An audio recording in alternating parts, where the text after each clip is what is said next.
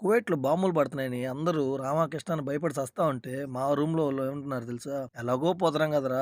పోతా పోతా బిర్యానీ తినేసిపోదాము. నువ్వైతే చెయ్యి ముందన్నారు." ఇక మనమైతే కష్టపడి మన రూమ్‌మేట్స్ మాటను కాదనలేక వాళ్ళ కోసం అయితే మనమైతే బిర్యానీ చేశాము. ఇక అందులోకి కర్రీ వచ్చేసి కువైట్‌లో ఎంతో ఫేమస్ అయిన డక్కూస్ అయితే చేశాను టమోటాలతో. ఇక అంత కష్టపడి బిర్యానీ చేసి, డక్కూస్ చేసి 2 తీసుకొనొచ్చి వాళ్ళ ముందర పెట్టి, "తినండ్రా పెట్టుకోనంటే" ఒక్కొక్కడు చూడండి ఫోన్‌లు చూసుకుంటున్నారు. ఇక ఏ మాటకి ఆ మాట బిర్యానీ మాత్రం చాలా బాగొచ్చింది. సూపర్‌గొచ్చింది చూడ్డానికి మాత్రము.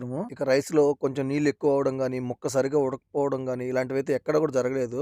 ఇక మసాలా గూడా లైట్ మసాలాతో చేసాం మనము. చాలా అంటే చాలా బా వచ్చింది. బిర్యానీని ఎప్పుడైనా సరే వేడి వేడిగా ఉన్నప్పుడే దాంట్లోకి డక్కూసేసుకొని, కొద్దిగా ఎర్రగడ్డలు వేసుకొని, నంచుకొని తింటా ఉంటే ఆ ఫీలింగ్ చాలా హైలో ఉంటది మామ. ఇక అందరం వచ్చేసి మేము ప్లేట్‌లో సర్వ్ చేసేసుకున్నాము. చూడండి రైస్ గాని, ఆ ముక్క గాని ఎంత మంచిగా ఉడికిందో.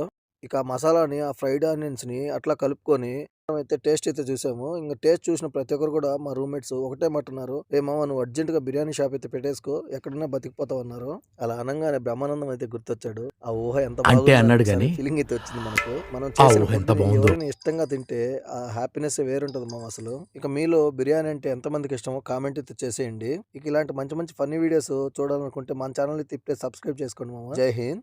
మామ మర్చిపోయా ఈ బిర్యానీ ఎలా చేశాననేది మీరు తెలుసుకోవాలంటే కామెంట్ అయితే చేసేయండి. మీకు మరో మంచి వీడియో అయితే నేను పోస్ట్ చేస్తాను. Bye bye.